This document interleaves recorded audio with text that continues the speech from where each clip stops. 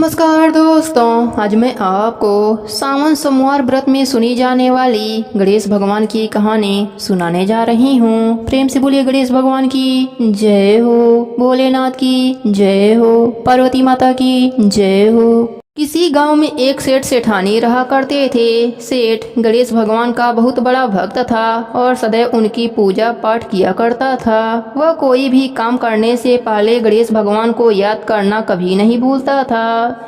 एक बार गणेश भगवान रूप बदलकर सेठ के खेतों से गुजर रहे थे। गणेश भगवान को रास्ते में भूख लगी तो उसी सेठ के खेत से गेहूं के 12 दाने तोड़कर खा लिए। फिर उन्होंने सोचा, अरे मैं तो भूख से बेहाल होकर सेठ से बिना पूछे ही उसके खेतों से गेहूं के दाने खा लिए। यह तो चोरी हुई और इस पाप का दंड मुझे भोगना ही होगा। गणेश भगवान बालक का रूप रखकर सेठ के पास पहुँचे और बोले, सेठ जी मुझे कोई काम दे दीजिए, मैं दूसरे गांव से काम की तलाश में आया हूँ। सेठ ने कहा, देखो मेरे काम में इस समय घाटा चल रहा है, इसलिए मैं तुम्हें काम तो दे दूंगा पर तनख्वाह नहीं दूंगा। इस तरह गणेश जी सेठ जी के घर काम करने लगे।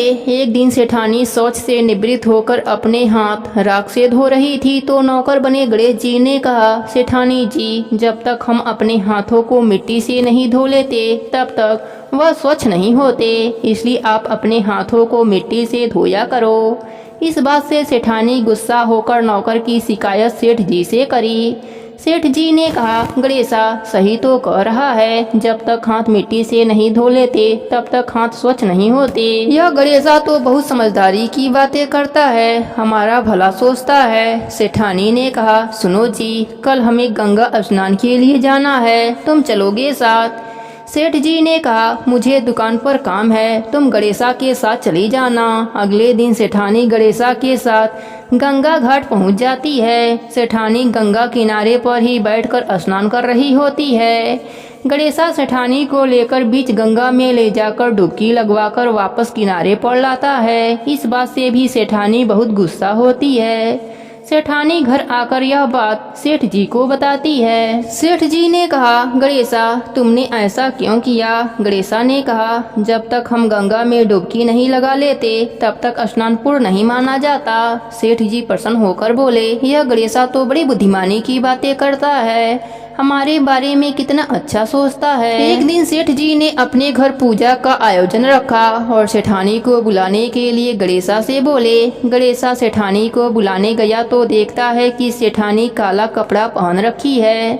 गणेशा कहता है, सेठानी जी आप पूजा में लाल रंग की साड़ी पहनो, पूजा में लाल रंग शुभ माना जाता है। सेठानी गुस्से से सेठ जी के पास गई और सारी बात बताई। तब सेठ जी ने कहा, गणेशा ठीक ही कह रहा है, पूजा पाठ में लाल रंग शुभ माना जाता है। फिर सेठानी लाल रंग की साड़ी पहनकर पूजा करवाती है। एक दिन सेठ जी घर में गणेश पूजा का कार्यक्रम रखा। गणेश जी के मूर्ति के स्थान पर गणेशा जाकर बैठ जाता है। सेठ जी कहते हैं, गणेशा यह कहाँ की समझदारी है, मैं तो समझता था कि तुम बहुत समझदार हो, बड़ी बड़ी ज्ञान की बातें करते हो और खुद ही अज्ञानी बनकर उस स्थान पर बैठ गए हो जहाँ प्रभु की मूर्ति का स्थान है।